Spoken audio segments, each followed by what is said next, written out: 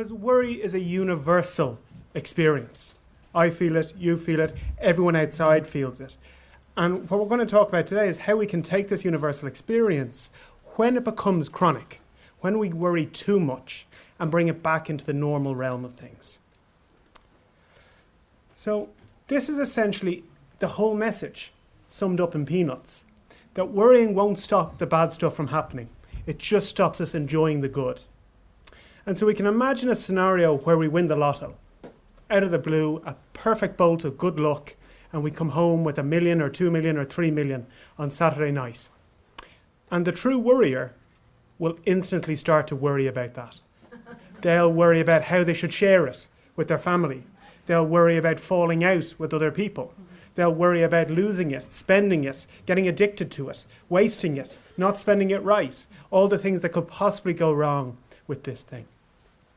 And so there's no situation so perfect, no scenario so right, that people who have become very habituated to worry, that they can't turn it into something that they actually think about negatively, process negatively, and worst of all, feel negatively.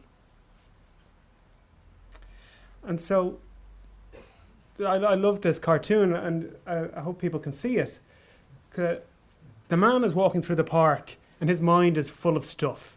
It's full of noise, it's full of everything that's going on with them. It's going all of his life. The dog is walking through the park, and he just sees the suns and the trees. And which of them is actually living? And this could certainly, I think it could describe most of us. It certainly described me driving here tonight in the traffic, late, in the rain, trying to find a parking space, and my head looked like that. And if we can be a little bit more dog, not all the time, just some of the time, then actually we're likely to be much happier. And that's the goal of this, well, it's probably the goal of living, but it's certainly the goal of this lecture. How to worry a little less and to be a little happier. So we all know what worry is, but it's quite hard to put our finger on it. So it's a word we throw around. It's mental. It's when our minds think of something stressful. It's emotional. We can feel an unpleasant anxiety in our body when we worry. It's physical. It keeps us on edge. And the thing about worry is it's repetitive. We go through it again and again and again. Often anxiety is a one-off. Maybe people get anxious about public speaking. But when the speech is over, the anxiety is over. That's not the case with worry. We keep going over and over and over things. And as soon as one thing stops, we just pick up the next thing to worry about.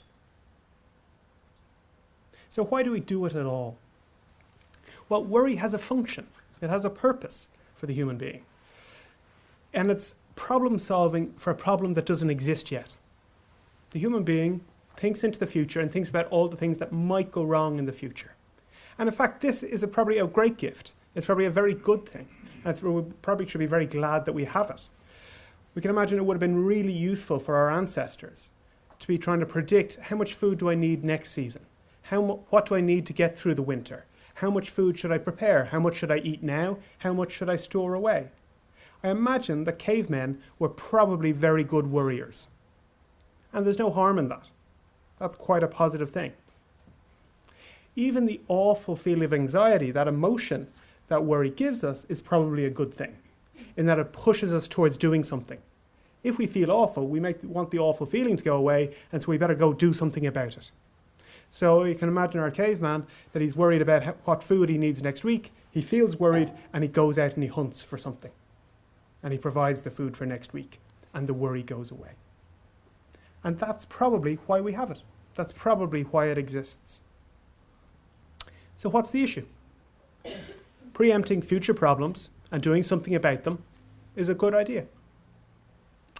However, if we worry without action, if we preempt the future problems but don't do anything about it, it just leaves us sitting with worry. And this causes all sorts of issues. It can make us agitated, and we feel in our body. So people maybe can't sleep, or can't sit still, or they feel it in their fingertips, they feel it in their stomachs, they feel it through their whole body.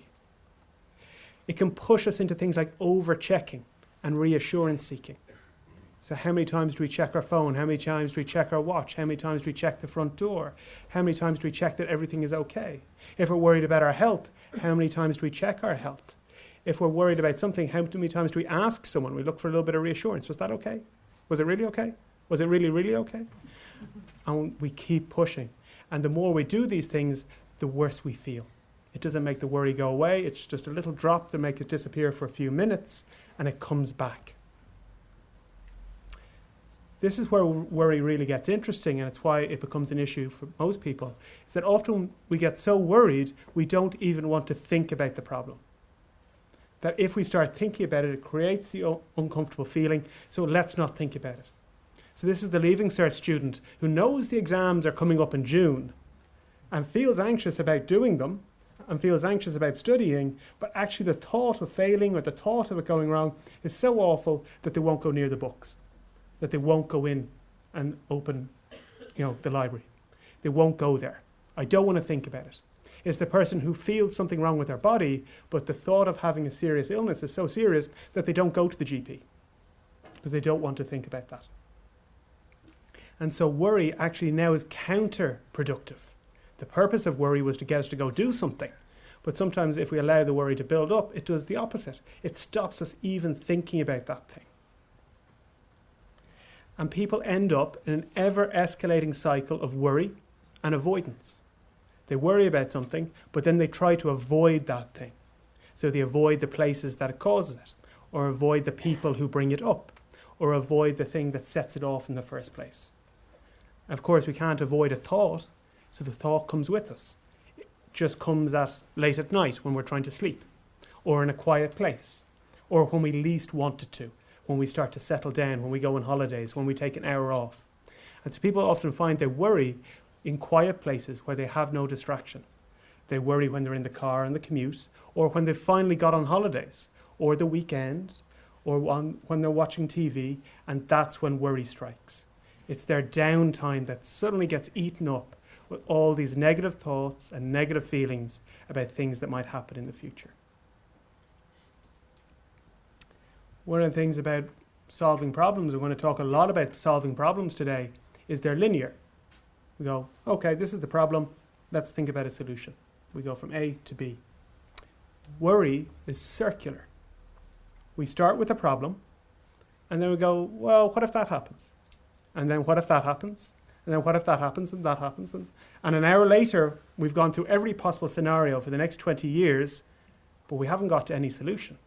We've just had an hour of negative feelings, an hour of adrenaline in our body, an hour of feeling uncomfortable and having thought of 20 things that could go wrong, and we haven't actually moved on in any way.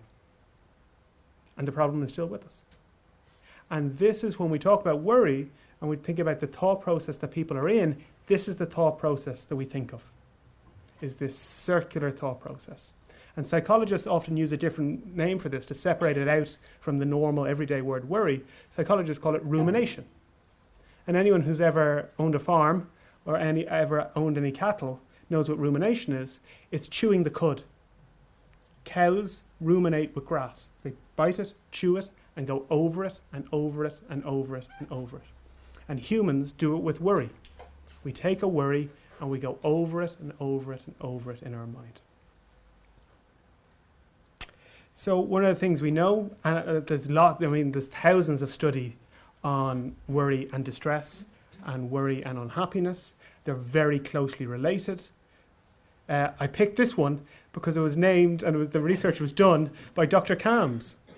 I don't know if people can see this. So who couldn't quote something by Dr. Cams and Roberts? So the more we worry, the more time we spend worrying in a day, the higher our level of distress. If we spend 1 hour worrying, our distress will be here. 2 hours, 3 hours, 4 hours, our distress goes up with it. It's an almost direct relationship. And what we want to do as psychologists is help people not to cut it out, because that's probably not possible, that's not human. I don't imagine that any of us actually want that or need that. But if we could cut that back by 50%, wouldn't we actually feel a good deal happier because of it? So everyone worries. It's universal. And some people, and we'll know these people in our lives, are chronic worriers. They're worrying every day. And some people are very chronic worriers in that they'll spend long parts of every day worrying. For people who, at the top end of this, for whom worry has become a psychiatric illness, and that's not everyone, but it certainly is a small proportion. Well, it's more than a small. It's called generalized anxiety disorder. And that's where we're not anxious of one thing. A phobia, we're anxious of one thing. We're phobic of snakes. Or PTSD, we're anxious of one thing, of dangerous places and threat. In GAD, in GAD, we're anxious of everything. And that's because we can worry about anything. And as soon as one thing gets solved, we move on to the next thing, and we move on to the next thing. It's the people who are trapped in the habit of worry.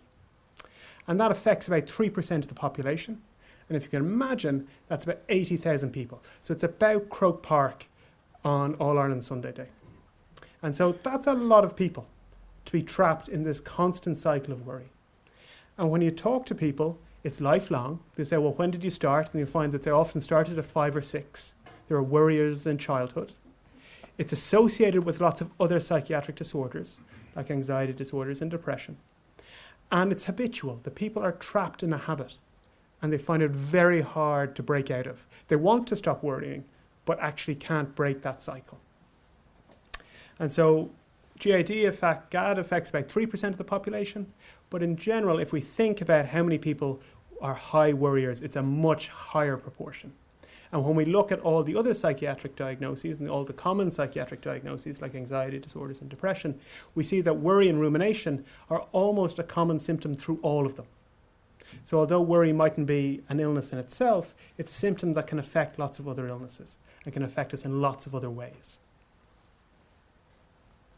So just to say that although we might say that, okay, it's just worry or it's just stress, actually there's something important here about addressing it.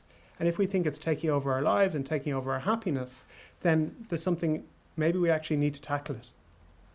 And because worry is kind of insidious and it's in the background and it's habitual, and often we don't notice it, it's automatic.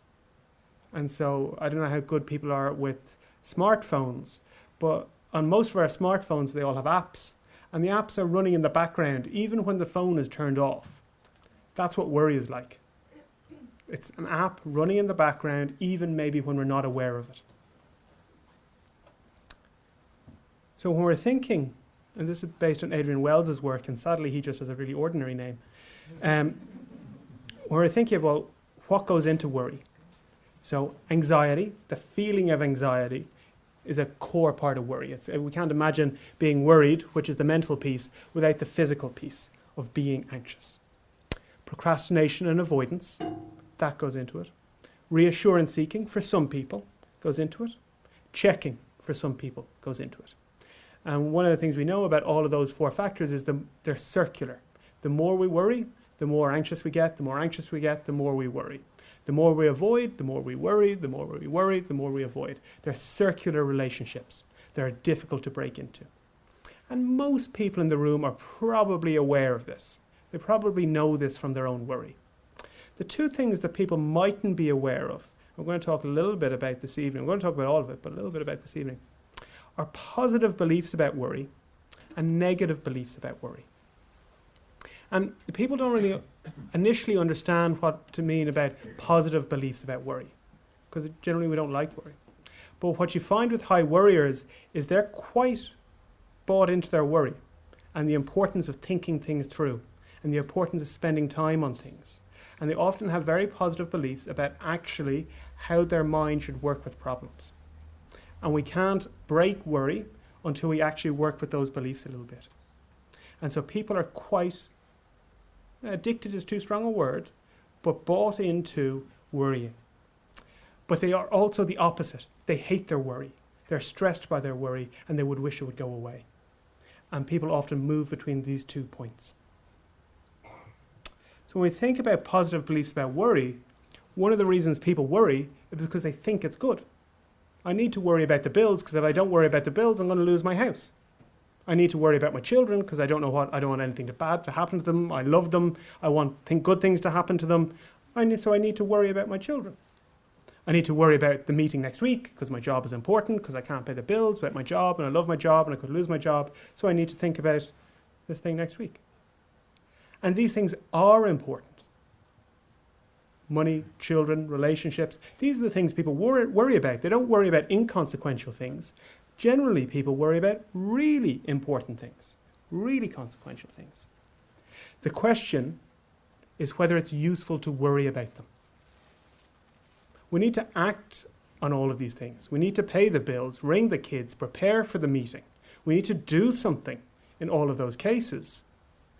But actually there's no advantage to spending long hours worrying about them. And I'm going to spend most of the 45 minutes trying to work through this point. And if this is the only thing that people take away, then it will be highly valuable. That we do need to address these things, but we actually need to address them in a very active, very behavioral, very structured, very driven way. And what we don't need to do is be passive, be reflective, and be trapped by the worries that occur to us. And the flip side of this is that people also worry about worrying. They worry about the stress of worry. They worry about the awful feeling about worry. They worry about what it does to them, how it affects their sleep, how it affects their well-being, how it affects their relationships. And so on the one hand, people are quite wedded to worry because of all the important things in their lives, and this is their way of coping with those things. But then people also hate their worry because they're afraid it's going to kill them. And people get caught between those two things. And it's not a nice place to be. It's a very vicious circle. But worrying is a bad idea, and therefore worrying about worrying is going to be a very bad idea.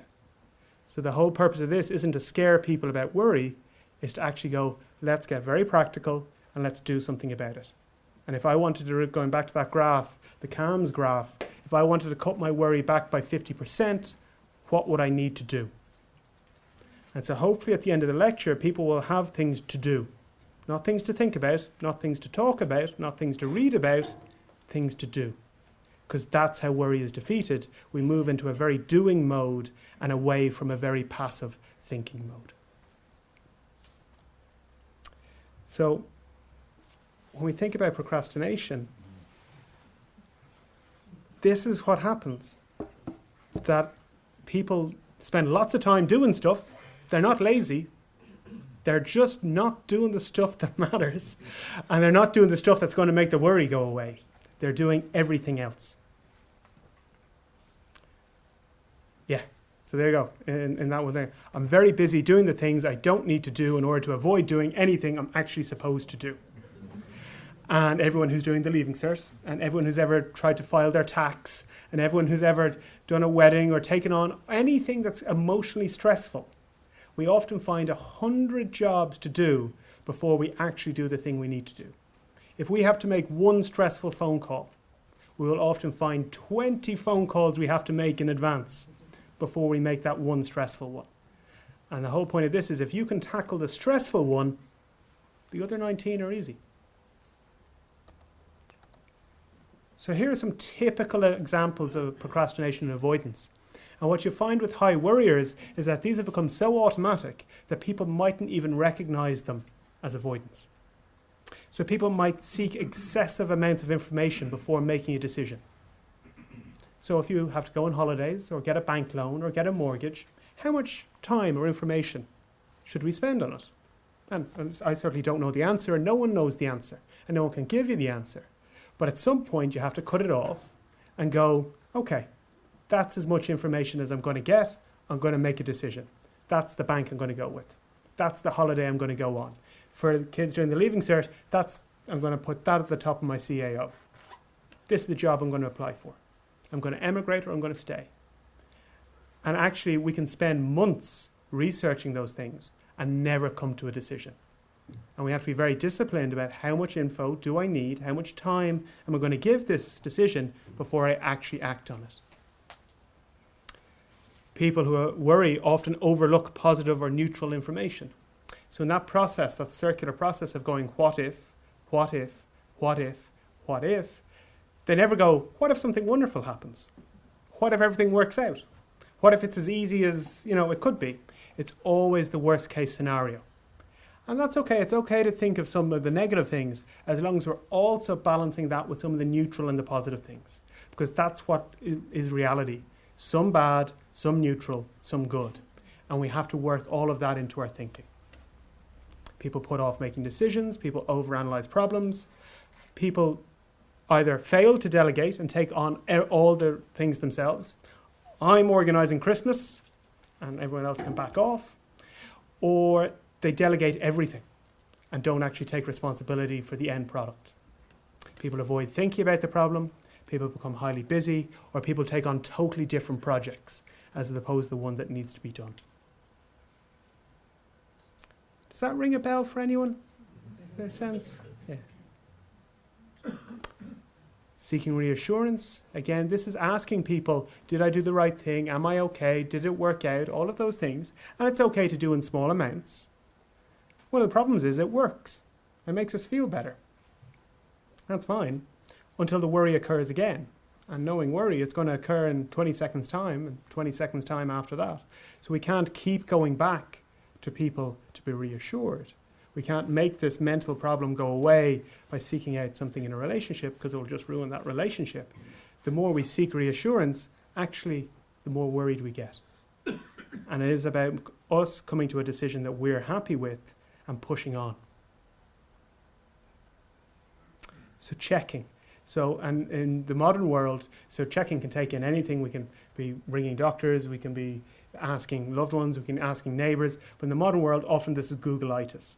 So we're looking up Google to find out what the fact is about a certain situation. So what I did as a small experiment, I Googled, does worry cause ... And this was the answer Google gave me. Does worry cause weight loss, cancer, chest pain, nausea, high blood pressure, dizziness, miscarriage, headaches, loss of appetite, heart attacks? Those were the first 10 things that came up, and included the brilliant article, 9 scary symptoms of stress. And so if you weren't stressed before, Googling it will definitely stress you. And most people will worry their entire lives. We know people who live to be 99 years old who will have worried for the last 90 of them, and they will have been fine. So there's a lot of negative information out there. There's a lot of negative information on the net. And the thing about the net is it's vast. There's nobody who's breaking it down or saying this is a good article, this is a bad one. This comes from a reputable journal. This comes from a very dodgy source. And once you put it into Google, it's just the highest rate of hits. So 9 scary symptoms of stress was number 6. And it didn't come from the British Medical Journal. So that's the first half of what I want to talk about today, which is why worry happens, why it doesn't go away, and why it has this habitual process, this automatic habitual process. I don't want to spend too much on it, because it's, I think it's more important that we actually move to stopping. And this is the bit that really, hopefully, people are still awake for, and the heat hasn't killed them, is that, okay, how am I going to worry less? And if everyone could take one thing out of the next, I don't know, there's about maybe 10 or 12 slides, and if there was one slide that fitted for you, and you took that thing away and you actually did it, then this would all probably be valuable.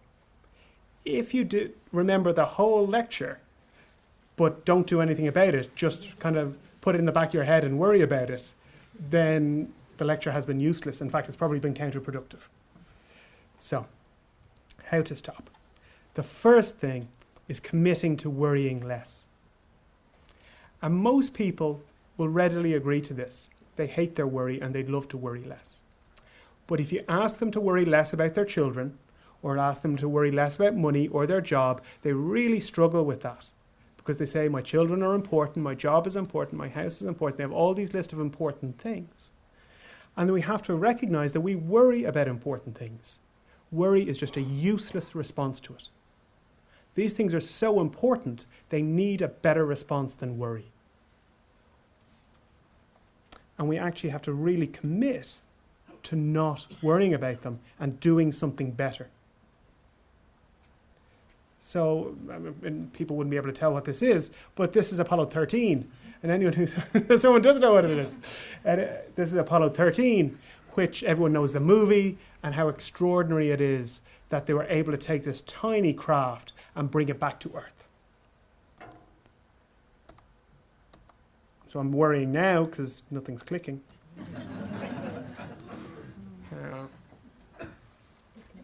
There's important stuff hidden behind Apollo 13.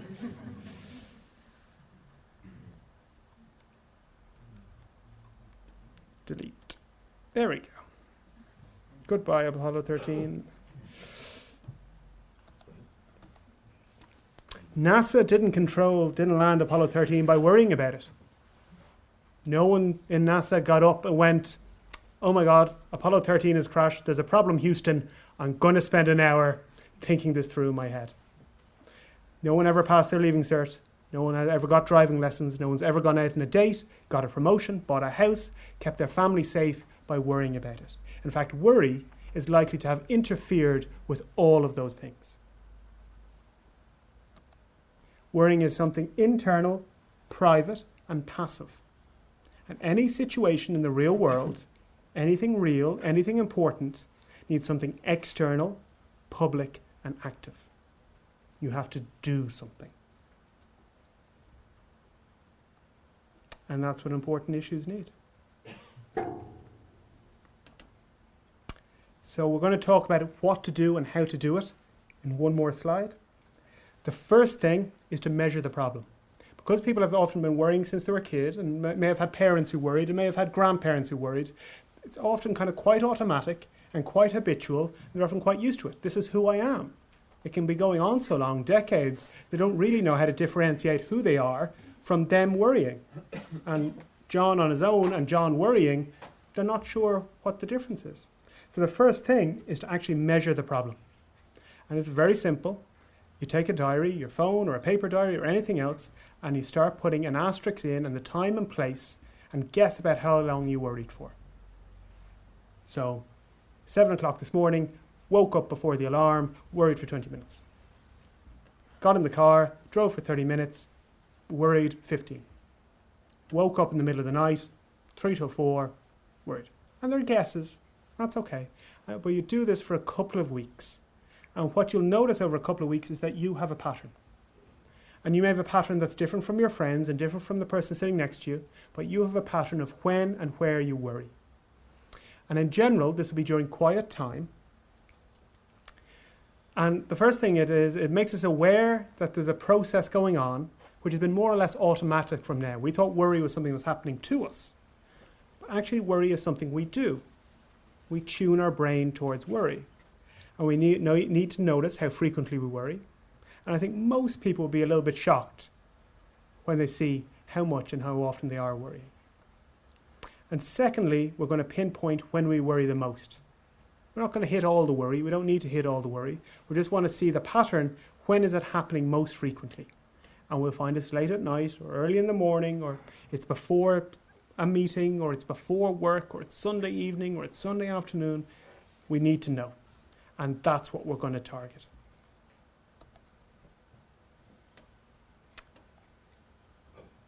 So first thing is to know when it is. First thing is to commit to change it. Second is to know when it is. I'm going to come back to problem solving. And the third thing is to starve worry of time and space. So worry, the human brain is amazing. It can hold, if you think of your memory can hold tens of thousands of memories. You can have decades worth of memories. Going right back to being a young child, you can have memories. But the human attention span is pretty rubbish. In fact, we can only hold about 7 chunks of information in our attention span at any given moment. And so that's about the length of a mobile phone number. And if somebody gives you 1 mobile phone number, you can kind of hold it in attention. But if somebody gives you 2 mobile phone numbers or 3 mobile phone numbers, they're gone. So we can't hold that much attention. And when our attention is given to worry, it's very hard to do anything else. So we might be watching TV and really worrying, but we're not taking in what's on the TV. Or we might be in the car driving and worrying, but we're not really, the car drives itself. It drives on automatic processes often. And what we need to do is mentally starve worry of time and space. So we're trying to take that shift. So if we can't do anything else while we're worrying, the opposite is also true. If we're really engaged in what we're doing in the real world, actually there isn't space to worry. So what we want to do is notice that actually worriers will often give themselves time and space. They'll say, this is a big meeting coming up on Monday, I'm going to need to work this out. And they'll go to a quiet part of the house and they'll think about it. Or they'll give themselves time and space in the shower or driving to mull over the problems that are going on in their lives. Worriers like to mull, they like to dwell, they like to reflect. They give time and space where nothing else is drawing attention from them. And if you want to reduce worry, we need to starve it of time and space. At key times, we need to add extra levels of stimulation. So if someone worries while they're driving, it may be really important to have the radio on and actually draw their attention. Half their attention is on the road, the other half can be on George Hook or something awful. But it'll hold their attention. If we're up, and we're going to talk about sleep, but everything other than sleep, there is stimulation around us, and it's the real world. It's our real lives. It's the people around us, the things around us, the places around us, the activities around us. We can actually engage in our real life. And the other bit is to learn how to shift our attention, and this is kind of tricky, and I won't be able to teach it all in just a 45-minute lecture, but to shift our attention from internal feelings to external. So we're really shifting our mind to the outside world. And we don't have to be busy 24/7, but when we want to relax, we actually have to engage in activities that are going to relax us and not just create a quiet space where we end up filling it with worry. And there's something really important, and you'll notice this with worriers, they drift into themselves. We drift into ourselves and stop engaging with the world around us. There'll be somebody at the dinner table worrying, and the conversation is going on all around them, and they're in their own mind, mulling over something that went wrong this morning or something that could go wrong in the future. So I'm going to go back. It's going to be awkward. Here we go. So one of the key bits here is actually solving the problems around that cause us to worry. So we talked about the 20 phone calls, and the number 20th is the important one to make. How do we decide what's the important one to make? So decision making and problem solving is a core skill to combat worry. And you find generally worriers aren't very good decision makers. They're not very decisive. But there's nothing magic about decision making. It's actually just a skill. It can be learned, it can be practiced, and we can all get better at it. We're not necessarily going to be President Obama, but there's nobody who can't improve at decision making. The first thing to do is to pick up a pen and paper, not to try and solve a problem mentally. So if you've been worrying since the age of 6, working mentally is you're automatically going to go into rumination. You'd need extraordinary mental discipline not to. So if you actually want to solve a problem, pen and a blank sheet of paper, start writing it out.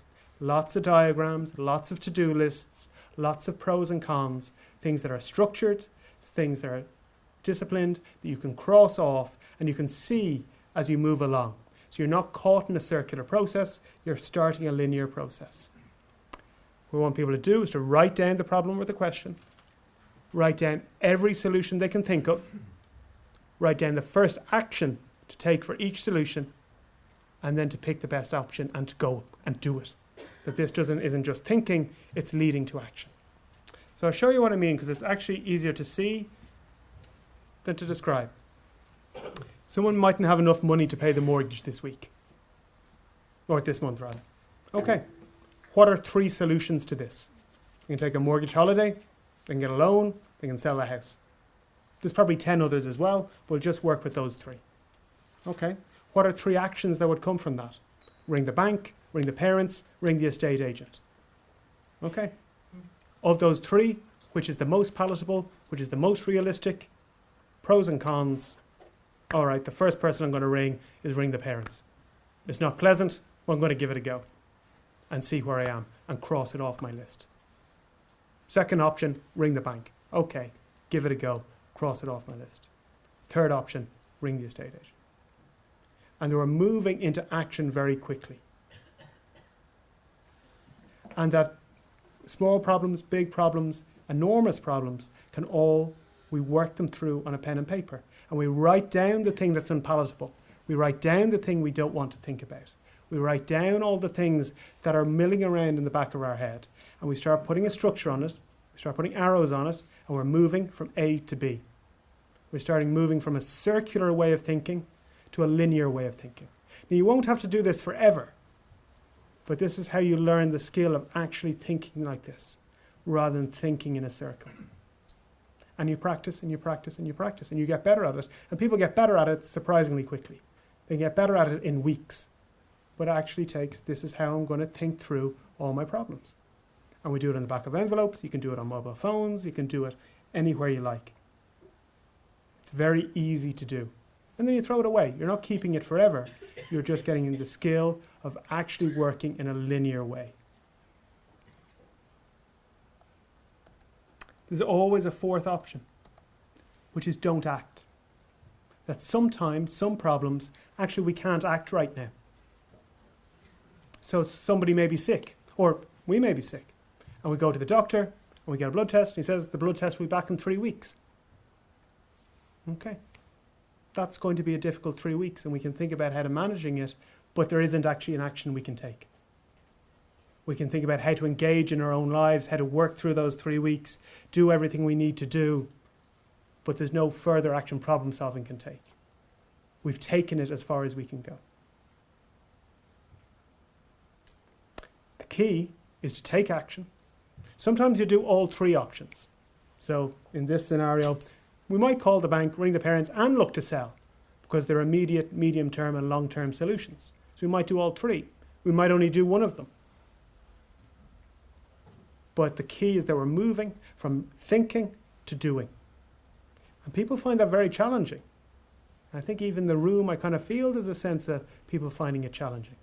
But that's actually how you break through worry, is you're moving from someone who thinks a lot about stuff to someone who actually does. And in every situation, sometimes we can't act. We can worry about a child, but we can't make them well. We have to take all the steps we can and then work hard so our worry doesn't get in the way of making the next important decision. So 3 weeks later, the tests come back. Okay, what's the next decision I have to make?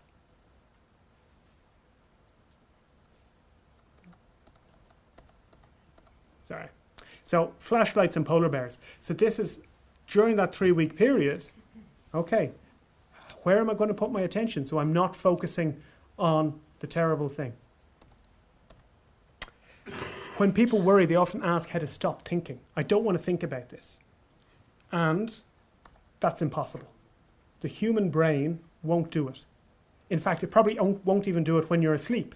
It'll probably still be mulling it over. The human brain, the attention system, works, if you can imagine, like a spotlight. It has to point at something. It can't not point at something.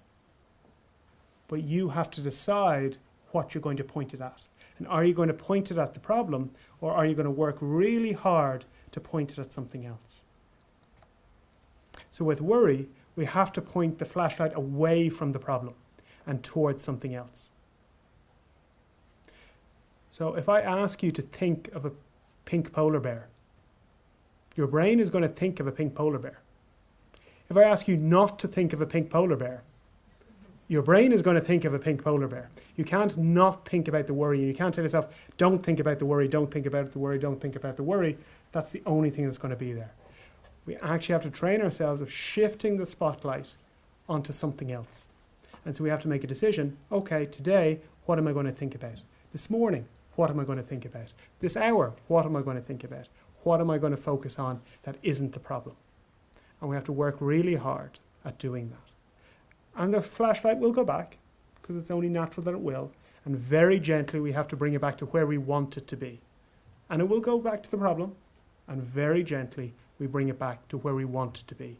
And we may have to do that 1,000 times, but our brain will get better and better and better at focusing on what we want to focus on. And the things that are best to focus on are external, specific, and here and now. In other words, the real world.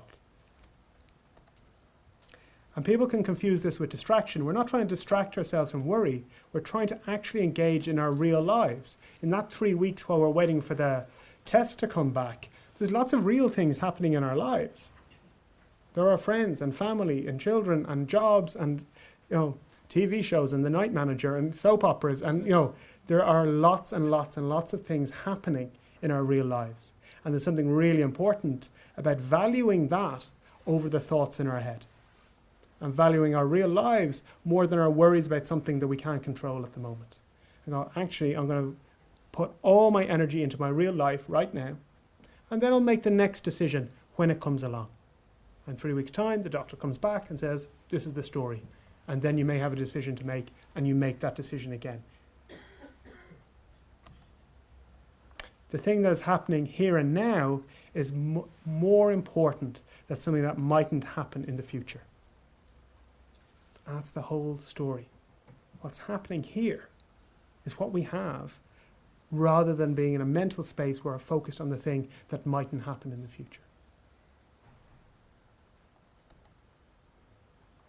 I'm not going to talk a lot about reducing checking and reassurance seeking, only that these things make us feel better in the short term, but keeps the worry alive in the long term. And it means we're not engaged in our real life. So if you spend a lot of time engaging in them, we're not engaging in all the other things. And we become dependent on people or processes that will at some point fail us. So we go to Google and we get a good answer 9 times, but what happens when we pick a terrible answer the 10th? I want to talk for a few minutes, and we're almost through now. I'm sure people are flagging. But to talk a little bit about nighttime, because actually a lot of worry happens at night. It's when we have the least amount of stimulation. It's when nothing else is happening. And people often wake up in the middle of the night worrying, or struggle to go to sleep worrying. And it's far and away the most common time that people worry. So all the same rules apply at night. We have to choose not to focus on worry. We have to reduce the time spent on worry. We have to choose what we are going to focus our minds on. And we may need to problem solve. And so we may need a notepad by the bed. And so if we're thinking about the meeting in the morning, we may actually have to write down, here are the 3 things I'm going to say at that meeting, A and B and C. And get it out of our head and down onto paper. I know the paper seems a little bit childish. I couldn't overemphasize how effective it is at shifting from worry into problem solving. So there was a whole lecture last week on sleep. I don't want to double up on it. Here, just skim through it. All the lifestyle stuff. So bedtimes, diet, exercise, caffeine, alcohol, not having screens and phones in the bedroom. All of these things are manageable. And if we're finding we're waking up in the middle of the night, then actually that's a good place to start looking. All of the behavior stuff. So what's our bedtime routine? Have we got made bed?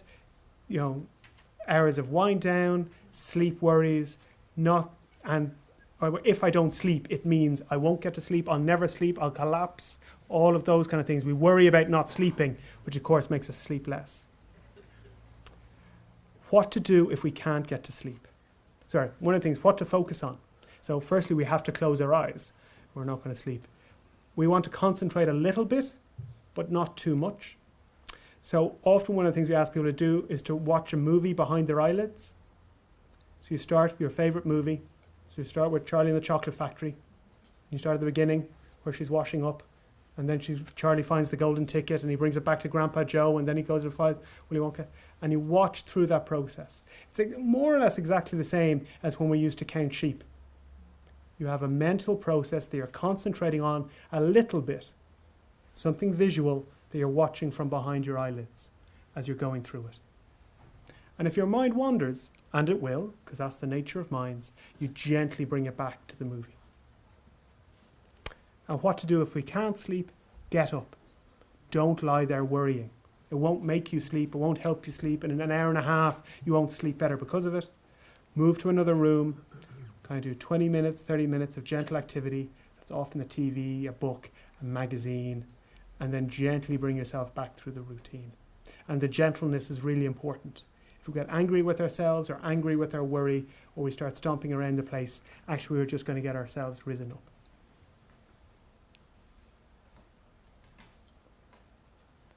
So I want to come back to what we talked about almost at the very beginning, which is challenging positive beliefs about worry. So one of the things that people really struggle with and why they spend a lot of time worrying is, how do I know if I'm doing the right thing? People want to do the right thing. They don't want to make a mistake. How do I know? And the thing is, actually, nobody knows. Not one person in this room knows what the right thing is. The experts don't know. The amateurs don't know. In life, we're all struggling bit to bit and bit to bit. And we all have to make our best guess. And this is what high worriers really struggle with. They really struggle with that sense of not knowing. And actually that there aren't answers, that we don't have a perfect answer, that we don't have an expert, that we don't have this thing that's 100% this is what I should do. That we weigh up the evidence and then we make our best guess. And this challenges a lot of anxious beliefs that worriers have. I should never make a mistake. If I make a mistake, it will be catastrophic and something awful will happen. If I make a mistake, it will hurt the people I love. It's better to be safe than sorry. And worriers are often quite cautious people. They don't want to make a mistake. They don't want things to go wrong. That's fine. It's good to be cautious. It's probably a good way to be. But we can't do it to the detriment of actually coming and making our best guess and moving on. And there's a second philosophy, which is generally what you'll find with non-worriers. And it's, I'll do the best I can. We'll muddle through. I'll tackle each problem as it comes along. It's a generally optimistic philosophy. Life works out. So I'm just going to take the next step. And that you can only do what you can do. And there's something about trying to immerse yourselves in a philosophy like that. Now, those are all leaps of faith. There's no one who can persuade you, and there's no perfect evidence for doing it. But what we do know is that people who believe things like that are happier.